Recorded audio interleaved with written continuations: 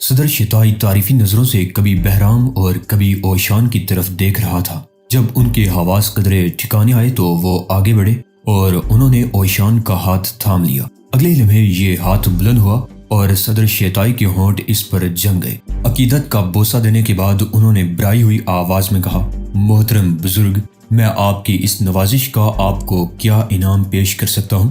ایک بوسہ اور۔ اوشان نے شاہانہ انداز میں کہا، تم انسانیت کے نقیب ہو۔ شتائی، اس لیے تمہارے وجود کو کوئی نقصان نہیں پہنچ سکتا تھا۔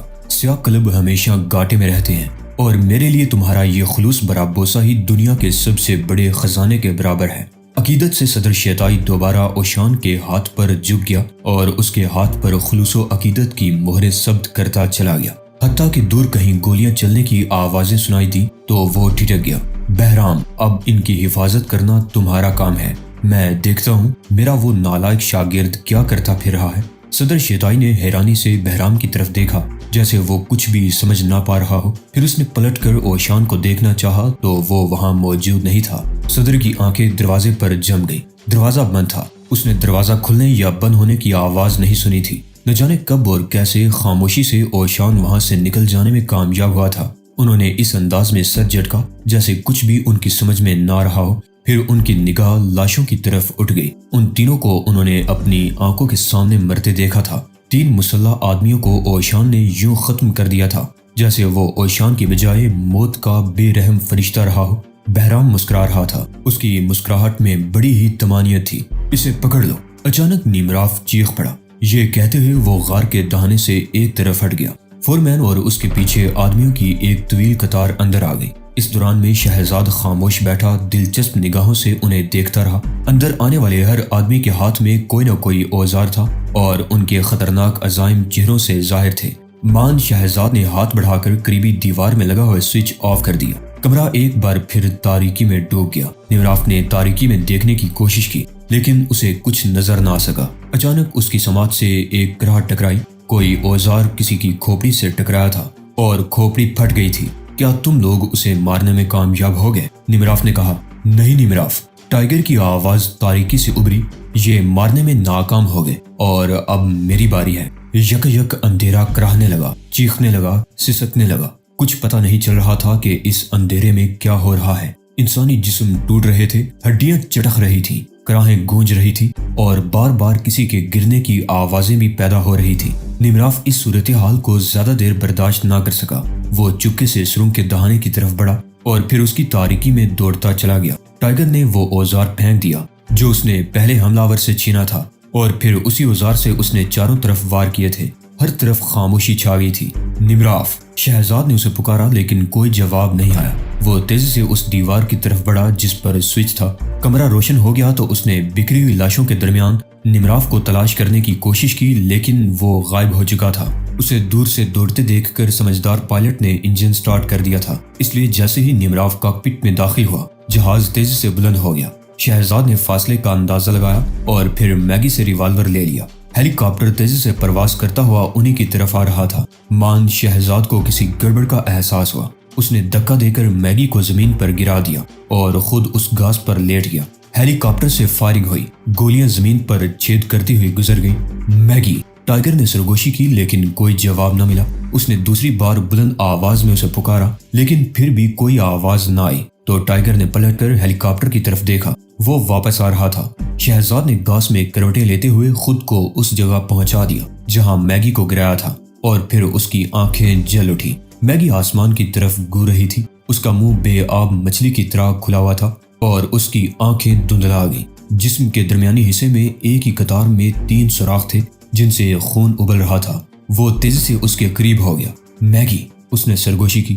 میگی نے اس کی طرف دیکھا، خفیف سی مسکرائی اور پھر اس کی گردن ڈلک گئی۔ شہزاد کا ہاتھ ریوالور کے دستے پر سخت ہو گیا۔ ہیلی کاپٹر ایک بار پھر تیزی سے حملہ آور ہونے کے لیے نیچے آ رہا تھا۔ اس نے ریوالور والا ہاتھ اٹھایا لیکن 0.45 کے ریوالور سے اتنے فاصلے پر متحرک ٹارگٹ کو نشانہ بنانا ممکن نہیں تھا۔ اس کے باوجود اس نے اوپر تلے کئی فائر کر ڈالے۔ اس فائرنگ کا یہ فائدہ ہوا کہ ہیلی کاپٹر سے مزید فائرنگ نہیں ہوئی بلکہ پائلٹ نے اسے فوراً ہی اوپر اٹھانا شروع کر دیا تھا۔ اسی لمحے محل کی دیوار پر اوشان نمودار ہوا۔ اس نے صرف ایک ہی ساتھ میں صورتحال کا جائزہ لیا اور پھر اس کے دائیں ہاتھ میں ایک ریوالور نظر آنے لگا۔ یہ وہی ریوالور تھا جسے اس نے صدر شیتائی پر حملہ کرنے والوں میں سے ایک سے چھینا تھا۔ پائلٹ اور نمراف کی توجہ اسی طرف تھی جہاں شہزاد گاز کے درمیان لیٹا ہوا تھا، اس لیے وہ اوشان کو نہ دیکھ سکے۔ یہی وجہ تھی کہ جیسے ہی ہیلی کاپٹر دیوار کے اوپر سے گزرا تو بلند و بالا فصیل پر کھڑے اوشان کے لیے اسے نشانہ بنانا کوئی مشکل کام نہیں تھا۔ ریوالور سے ایک شعلہ نکلا اور پائلٹ اپنی سیٹ پر سامنے کی طرف گر گیا۔ ہیلی کاپٹر لہرایا اور پھر اس نے نیچی پرواز کرنا شروع کر دی۔ وہ محل سے کچھ ہی دور زمین سے ٹکرا گیا۔ ایک خوفناک دھماکہ ہوا اور اسے آگ لگ گئی۔ اوشان دیوار پر کھڑا دیکھتا رہا۔ ہیلی کاپٹر کے شعلوں سے کوئی بھی نہیں نکلا اور نہ ہی کسی نے فرار ہونے کی کوشش کی تھی، گویا اس میں موجود نمراف کے بھی ٹکڑے ٹکڑے ہو گئے تھے۔ اوشان نے میدان کی طرف دیکھا۔ شہزاد گاس میں جھک کر کچھ اٹھا رہا تھا۔ پھر میگی اس کے ہاتھوں پر جھولتی نظر آئی تو وہ دیوار سے کود کر تیز جکڑ کی طرح ٹائیگر کی طرف بڑھتا چلا گیا۔ سکوما میں حالات نے جس تیزی سے کروٹ لی تھی اس کے بارے میں کوئی سوچ بھی نہیں سکتا تھا۔ جو لوگ الجیریا میں کسی مجرم حکومت کے خواب دیکھ رہے تھے ان کے خوابوں اور ارادوں پر اوس پڑ گئی تھی، اور جن کا خیال تھا کہ اب اس ملک کی تاریک فضاؤں میں کبھی پرسکون سورج طلوع نہیں ہوگا، انہیں اپنی قسمت پر ناز محسوس ہونے لگا تھا۔ وہ خود کو یہاں کا کوئی بے حس باشندہ سمجھ کر نگاہیں نہیں چراتے تھے، بلکہ بات بات پر ہر محب وطن یہ حوالہ دینے لگا تھا کہ اس کا تعلق الجیریا سے ہے۔ پولیس اور فوج کے وہ افسران جنہیں نائب صدر نے بڑے بڑے سبز باغ دکھائے تھے، وہ سب کے سب ایسی کوٹھڑیوں میں پہنچا دیے گئے جہاں سبزہ تو درکنار بہار کی ہواؤں کا ایک باسی جھونکا تک نہیں پہنچ سکتا تھا، اور محب وطن افسران نے اس کارکردگی کا مظاہرہ کیا جس پر انسانیت بجا طور پر فخر کر سکتی تھی۔ شہزاد اور اوشان صدر مملکت کے مہمان تھے اور بہرام حالات پرسکون ہوتے ہی واپس امریکہ چلا گیا تھا۔ شہزاد اور اوشان میں چھیڑ چھاڑ کا ایک نیا سلسلہ شروع ہو چکا تھا اور دونوں اس صورتحال سے بے حد لطف اندوز ہوتے تھے۔ صدر مملکت نے ان دونوں کا جس انداز میں شکریہ ادا کیا تھا اس پر شہزاد جیسی چٹان کے بھی آنسو ٹپک پڑے تھے، اور اوشان اپنی بے پناہ طاقتوں کے باوجود ہونٹوں کو دانتوں تلے دبا کر ایک بے ساختہ سسکی پینے میں کامیاب ہو سکا تھا۔ لیکن بات ابھی وہی کی وہی تھی۔ کوئی یقین سے نہیں بتا سکتا تھا کہ اس چند روزہ مہلت سے فائدہ اٹھا کر دنیا کے کتنے جرائم پیشہ لوگ الجیریا پہنچ چکے تھے۔ بے اندازہ گرفتاریاں ہوئی تھیں، لیکن اس کے باوجود شہزاد محسوس کر رہا تھا کہ ابھی کچھ لوگ یہاں باقی ہیں جو اپنی مجرمانہ کارروائیوں کو کامیابی سے ہمکنار کرنے میں کوشاں ہیں۔ وہ سارا دن گھومتا رہتا۔ رات کا بیشتر وقت بھی وہ تاریک گلی کوچوں میں چہل قدمی کر کے گزارتا، اور جہاں اسے خفیف سی بھی بھنک پڑ جاتی وہیں وہ ایک عام بے ضرر سے انسان کی بجائے ٹائیگر بن جاتا۔ لاشیں گرتی اور فتنہ دب جاتا۔ اسے یہاں بھی ٹائیگر کا ٹائٹل برقرار رکھنے کا اجازت نامہ مل گیا تھا۔ اس خطاب کا مطلب تھا وہ کوئی بھی وجہ بتائے بغیر کسی کو بھی قتل کر سکتا تھا۔ وہ ایک سرکاری ہتھیار تھا، قانونی قاتل تھا، لیکن اس کی طاقت، توانائی اور ایک صلاحیت صرف اور صرف انسانیت کی بقا کے لیے وقف تھی۔ آج کل اوشان بے حد مسرور نظر آتا تھا۔ خدائے ذوالجلال نے اس کی دلی دعاؤں کو قبولیت بخشی تھی اور ٹائیگر سے تصادم ہونے کا موقع ختم ہو گیا تھا۔ تنہائیوں میں اوشان جب بھی اس صورتحال پر غور کرتا تو اس کے رونگٹے کھڑے ہو جاتے تھے۔ اس نے قدیم کتابوں میں حضرت ابراہیم علیہ السلام کے جس امتحان کا حوالہ پڑھا تھا اسے وہ اس عظیم قربانی کا دل سے اور بھی زیادہ قائل ہو گیا تھا جو خالق حقیقی نے اپنے پیغمبر علیہ السلام سے مانگی تھی۔ اوشان شاہی مہمان خانے کے ایک خاص کمرے میں بیٹھا اپنی عادت کے مطابق کمل کا آسن جمائے بیٹھے ہوئے تھا اور اس کی آنکھیں ٹی وی پر جمی ہوئی تھی، لیکن شہزاد دور بیٹھا محسوس کر رہا تھا کہ اوشان ذہنی طور پر پروگرام کی طرف متوجہ نہیں ہے۔ میرے مختصر سے ابا جان، اس نے دور ہی سے ہانک لگائی، آپ اپنے ننھے سے دماغ کو کس زحمت میں مبتلا کیے ہوئے ہیں؟ اوشان کی پتلیوں میں خفیف سی حرکت پیدا ہوئی۔ اسے اپنے لیے شہزاد کا یہ نیا خطاب بالکل پسند نہیں آیا تھا، لیکن آج کل وہ شہزاد کی ہر بات پر مسکرانے لگا تھا۔ اس وقت بھی اس کے ہونٹوں پر خفیف سی مسکراہٹ رقص کرنے لگی تھی۔ شہزاد کہیں باہر جانے کے لیے تیار تھا اور اوشان کو چھیڑنے کا مقصد یہی ہو سکتا تھا کہ وہ اسے بھی اپنے ساتھ لے جانا چاہتا ہے، لیکن اوشان کے انداز سے کسی رغبت کا اظہار نہیں ہو رہا تھا۔ کہیں جا رہے ہو فرزند؟ اس نے پلٹ کر پوچھا۔ شہزاد چونک پڑا۔ اوشان کی آنکھوں میں عجیب سی اداسی تیر رہی تھی۔ کیا بات ہے اوشان؟ وہ بے چین ہو کر اس کے قریب پہنچ گیا۔ تم کچھ فکر مند نظر آتے ہو۔ میں موت کی بو سونگ رہا ہوں، اوشان بڑبڑایا۔ اوہ! ٹائیگر کے ہونٹ سکڑ گئے۔ پچھلے چند دنوں سے موت یہاں کثرت سے رقص کرتی رہی ہے۔ میرا خیال ہے اس نے رقص سے فارغ ہو کر غسل نہیں کیا ہوگا، اسی لیے اس کی بو تمہیں محسوس ہو رہی ہوگی۔ یہ بات نہیں ہے برخوردار۔ پھر کیا بات ہے؟ شہزاد جلا گیا۔ کچھ ہونے والا ہے۔ اوشان اب بھی بڑبڑا رہا تھا۔ آپ کو اور اس عمر میں؟ اوشان کے ہونٹوں پر یکایک مسکراہٹ آ گئی۔ بیٹھ جاؤ ٹائیگر، اور توجہ سے میری بات سنو۔ اس کے ہونٹوں پر اب بھی مسکراہٹ تھی، لیکن لہجہ توہم کانہ ہو گیا تھا۔ یہ مخصوص انداز تھا۔ شہزاد سمجھ گیا کہ اس کا استاد بے حد سنجیدہ ہے، اس لیے مزیکا اڑانے کا خیال ذہن سے جھٹک کر وہ قریب ہی بیٹھ گیا اور سوالیہ نظروں سے اوشان کی طرف دیکھنے لگا۔ جس کثرت سے جرائم پیشہ لوگ یہاں آئے تھے، اس کثرت سے گرفتاریاں نہیں ہوئی۔ اوشان سوچ میں ڈوبی ہوئی آواز میں بولا، یہی وجہ ہے کہ میں مزید اموات کی توقع کر رہا ہوں۔ بیشتر لوگ گرفتار ہو چکے ہیں، شہزاد نے جواب دیا، اور ان میں سے سمجھدار جرائم پیشہ لوگ حالات بدلتے ہی یہاں سے اپنی دنیا میں واپس جا چکے ہیں۔ اگر چند ایک باقی رہ گئے ہیں تو پولیس اور فوج انہیں آسانی سے سنبھال سکتی ہے۔ ٹائیگر، اوشان کا لہجہ تنبیہی تھا، قدرت نے تمہیں جن صلاحیتوں سے نوازا ہے ان کے لیے اس کا شکریہ ادا کیا کرو۔ قدرت تم سے جو کام لینا چاہتی ہے وہ کسی لمحے بھی تمہارے ذہن سے محو نہیں ہونا چاہیے۔ شہزاد خاموش رہا۔ یہ میری روحانی قوت ہے جو بتا رہی ہے کہ بہت جلد کوئی بہت ہی خوفناک صورتحال پیدا ہونے والی ہے۔ تمہیں اس کے لیے تیار رہنا چاہیے۔ سانپ زخمی ہو کر مزید خطرناک ہو جاتا ہے۔ میں جانتا ہوں کہ سکومبا ایسے زخمی سانپوں سے خالی نہیں ہوا ہے۔